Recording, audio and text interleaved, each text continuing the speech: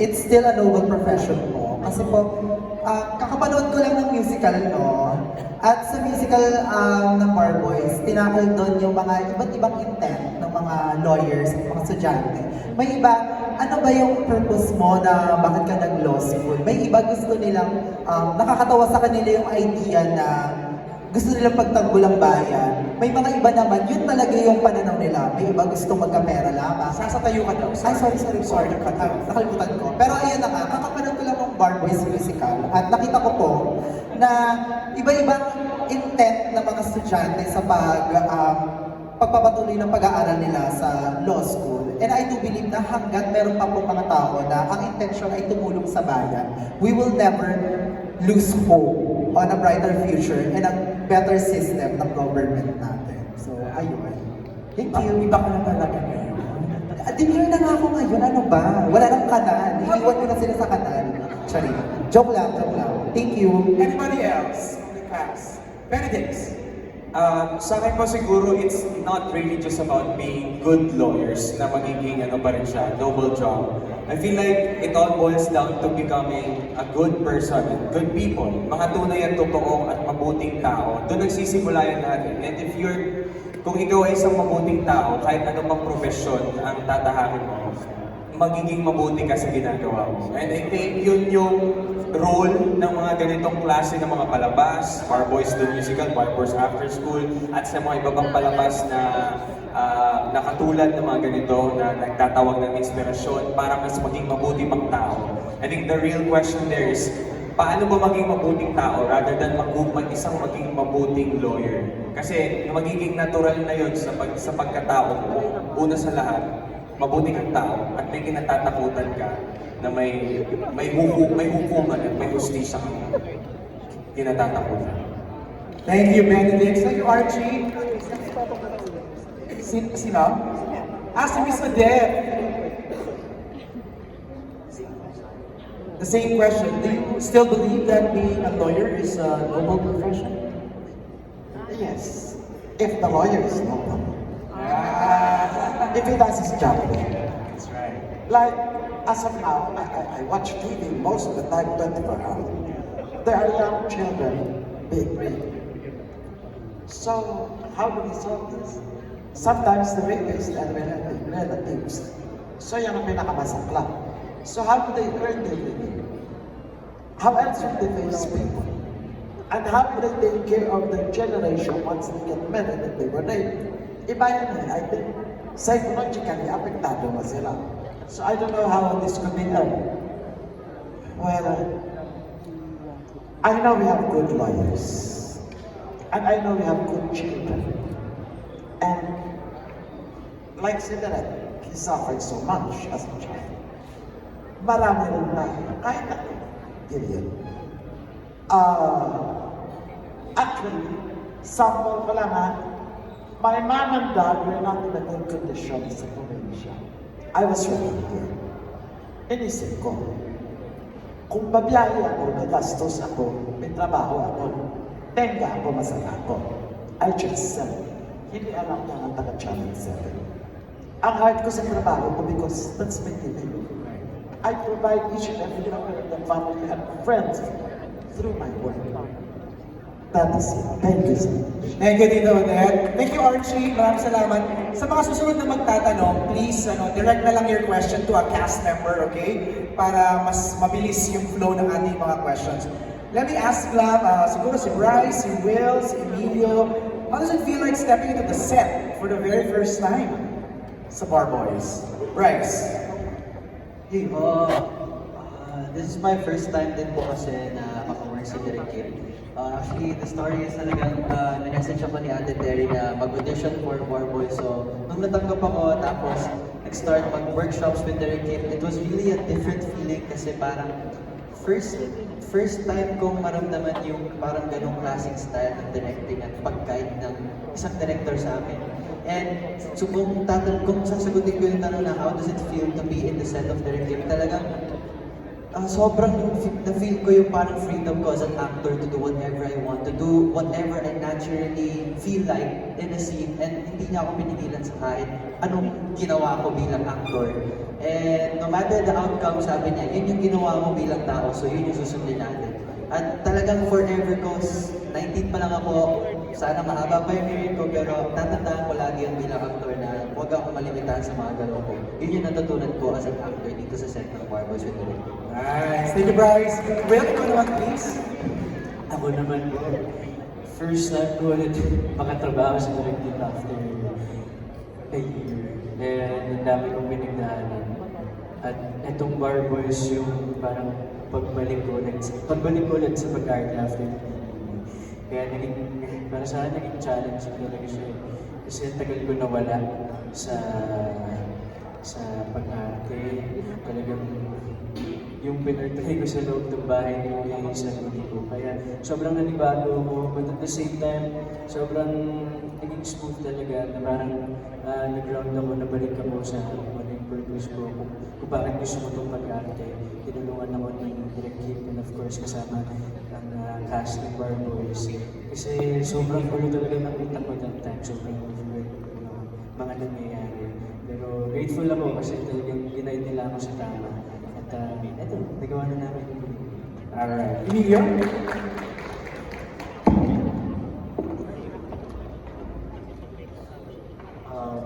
So, syempre sobrang na-culture shock ako nung pumasok ko sa set na Totoo ba? set na may director. In a good way. Okay. Kasi as a baguhan dito sa industriya, parang sobrang hands-on direct na wino-workshop niya ako kahit hindi ko eksena. So, I really learned a lot here sa Barboys kasi syempre minsan lang naman makaka-work mo yung mga award-winning actors and of course award-winning director din. So talagang parang akong sponge sa set ng Barboys, really just trying to soak in everything talaga.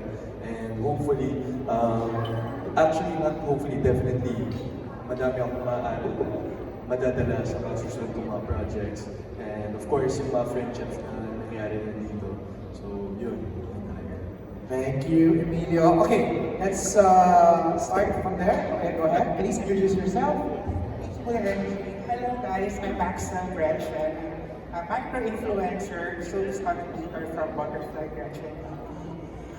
First of all, congratulations on this new project. And I just wanna ask Direk, Ma'am Odette, Emilio and Feliz. I have two questions, but iisipin ko na lang. I see Barboys as a passion project. And kanina na-mention ni Feliz na she's afraid that baka ma-pull out agad. And my question is, as an actor, because this film is all about perseverance, dream, ambition, and dedication, how do you select your project?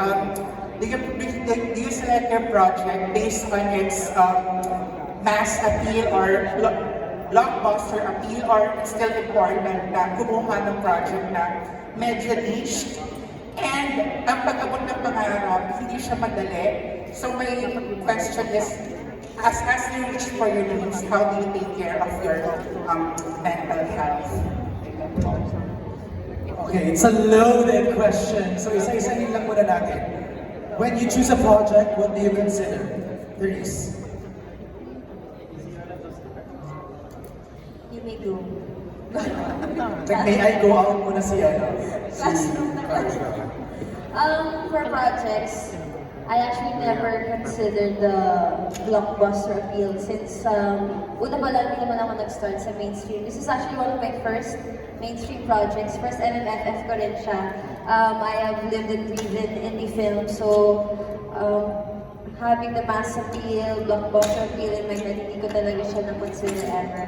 It was really about the story itself. So, story is king. Inisip ko talaga kung ang unang pumapasok sa isip ko kapag nagbabasa ng script ay kung sincere ba yung message ng writer, yung message ni Direk. Yung character ko ba ay maayos yung magiging boses niya sa manonood. Tama rin ba yung gagampanan ko? Tama ba yung mensahe na gusto niyang maipahiwatig? And lastly, the whole film itself, the whole message itself of the story is really meant for society to listen to And also in terms of characters also, I always try to think, is this the story that I should tell? Kasi marami din mga pelikula na may i-offer sa akin, pero parang hindi bagay sa akin, parang may mas nararapat pa para doon. So yun na yung mga naiisip ko. And then the second question, when achieving my dreams, para yung mental health ko, I think it's what Bar Boys will also tackle, and which Bar Boys also tackle in Bar Boys 1. Choosing the right people, the right circle to be with you. Kasi mahirap yung lagi kang umaangat patungo sa dream mo na hindi mo na nakikita yung ground, yung floor, yung earth, everything there. Matatakot ka eh kapag umaangat at umaangat ka. Mas lalo ka matatakot mag-fail. Kasi mas tumataas na yung drum mo.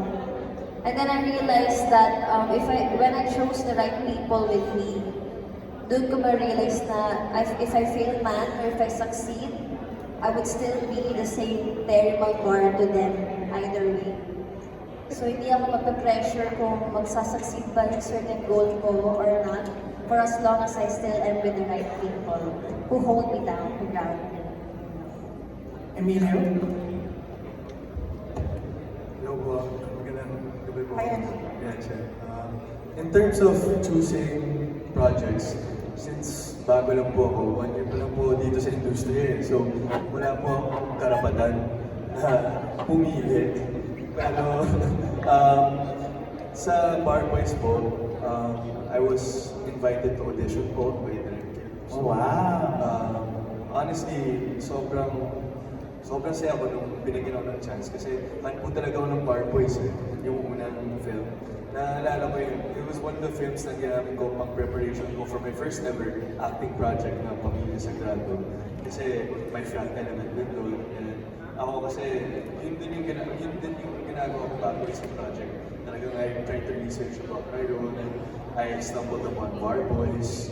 And talagang na-inspire ako doon. So, to be working now with the creator of a film that I really like, it's a dream. So, ayun.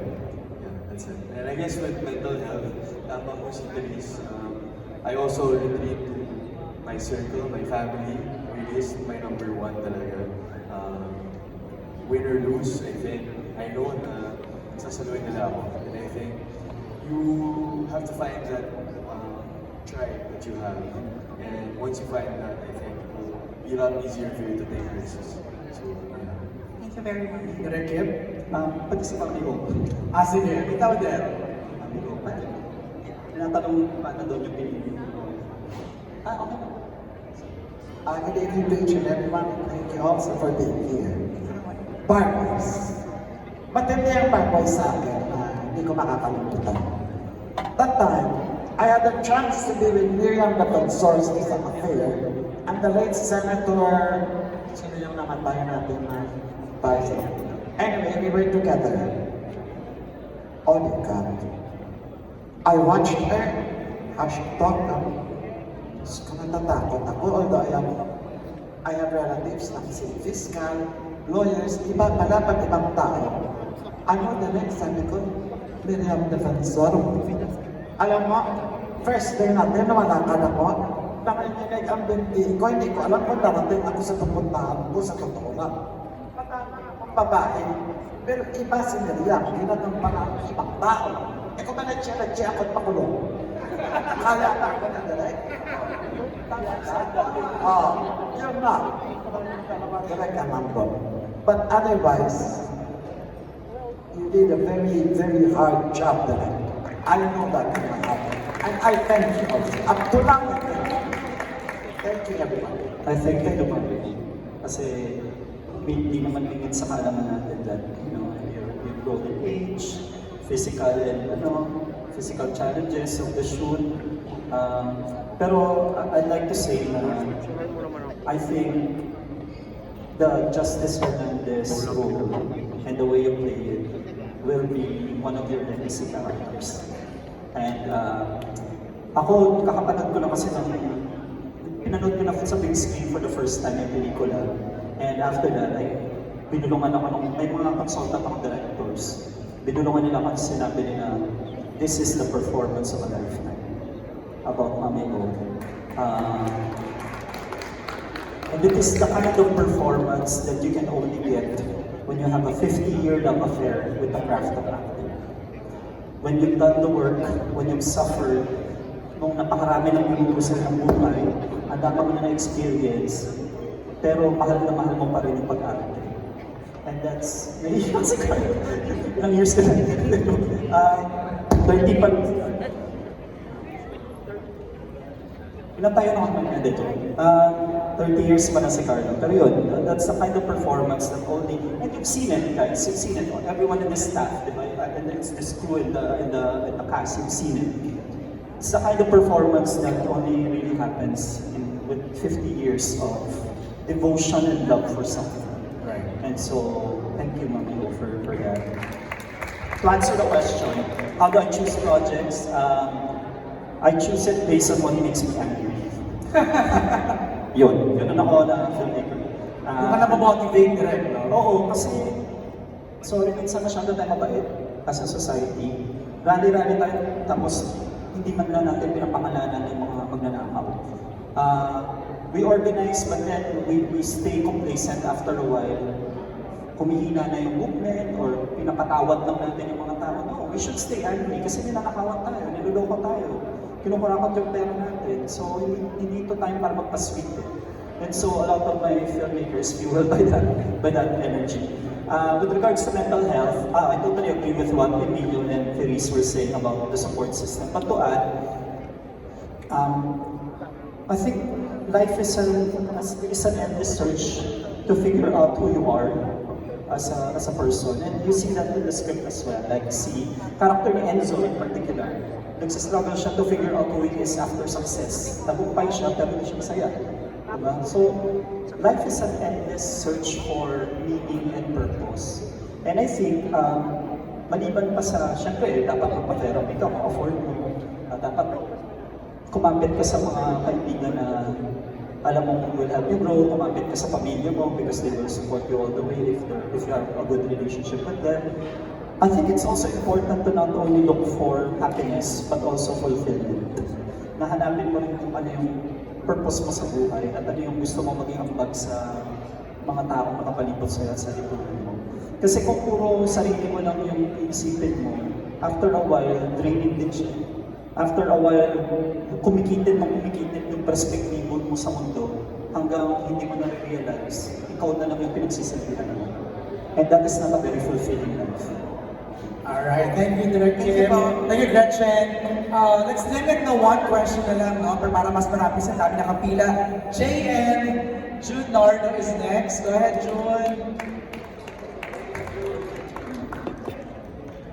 Congratulations.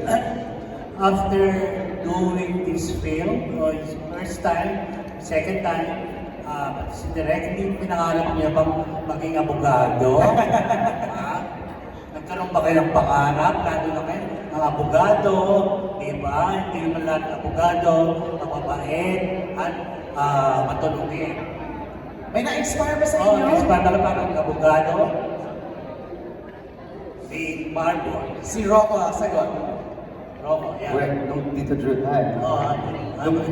nung ginagawa po namin yung one, Yes. naalala ko yung isang eksena doon namin, kailangan kami ni Xerox, tapos nakakausap ko yung mga law students talaga. Nung nakita ko po yung mga books, sabi ko, never will I ever go that path. Kaya hanga ako sa kanila, grabe.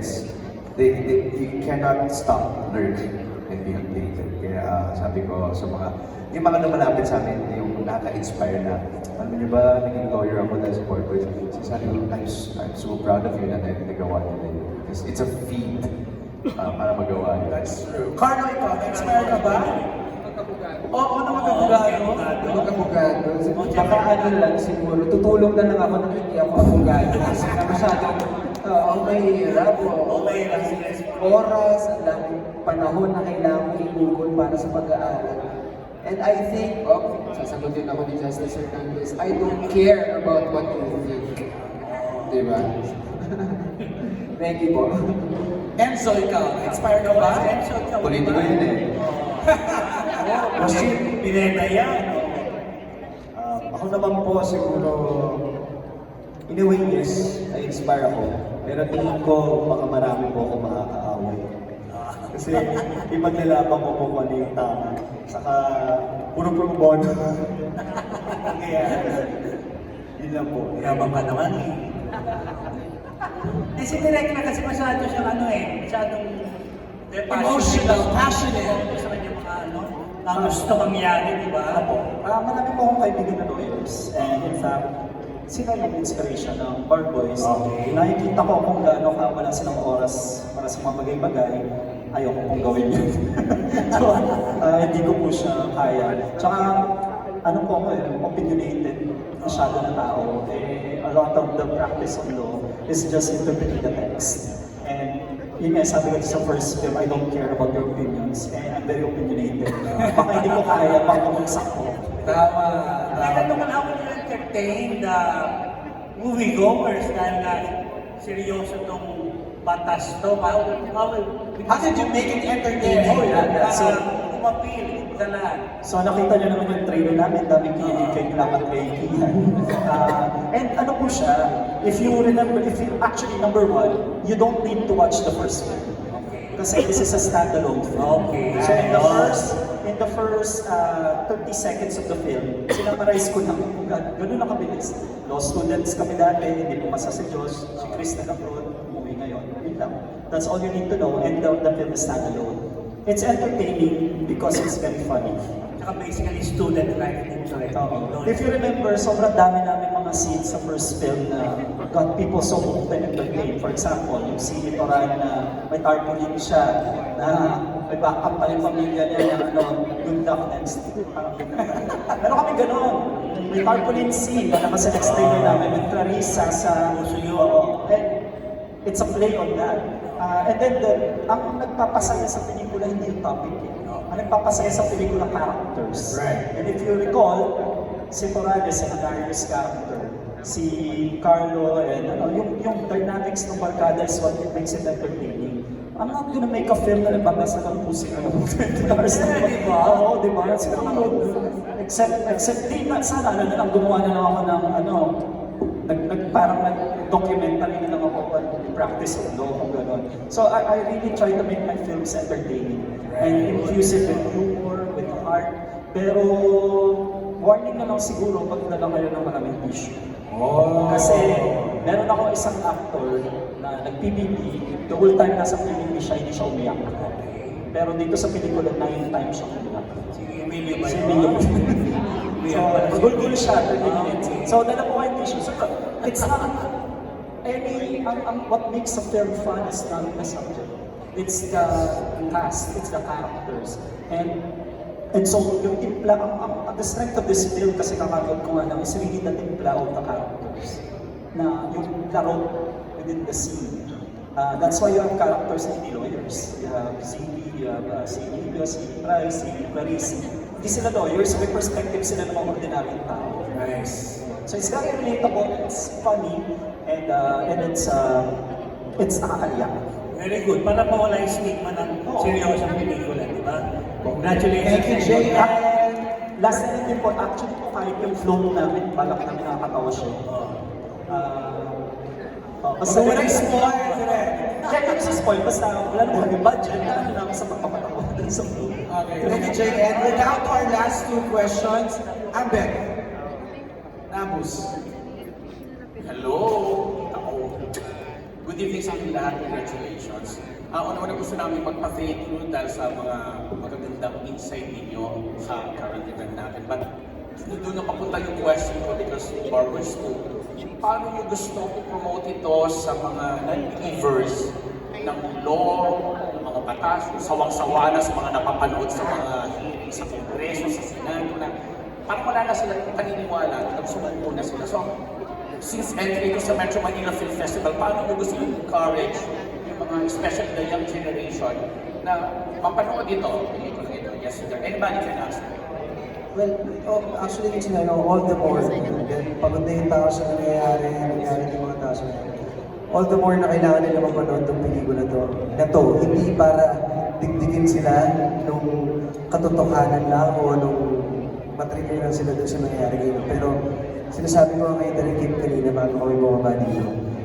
Ito yung klase ng pelikula ng matalino, pero sobrang makaka-relate ang bawat Pilipino sa mapapanood nila sa characters namin lahat. Sakto pa na rated PG kami. So ito yung pelikula na kahit hindi tama si Kim hindi siya dun sa topic ng law, ano. It's more of yung sistema ginagalawan at kung paano nagre-react yung bawat parte ng lipunan natin doon. PG, so ito yung pelikula na kahit anak ko, masasama ko nang hindi ko kailangan mag-worry na, baka yung mapapanood niya, hindi masyado naiintindihan. Kasi ano to storya siya ng buhay ng bawat generation na meron kami dito sa cast. Yung mga bata, mga Gen Z, mga kami millennials, ultimo sa parte at sa generation nila dito o makaka-relate sila dahil isa siyang pelikula sa paghahanap ng sarili, ng paghahanap ng kahulugan sa kung ano yung ginagawa. At yun yung hirap na pinagdadaanan natin sa buhay natin, na kahit hirap tayo, wala na tayong choice, dinadaanan natin siya. So, yun yung sinasabi ng pelikula. But we have to remember, meron tayong mga audience, so if you go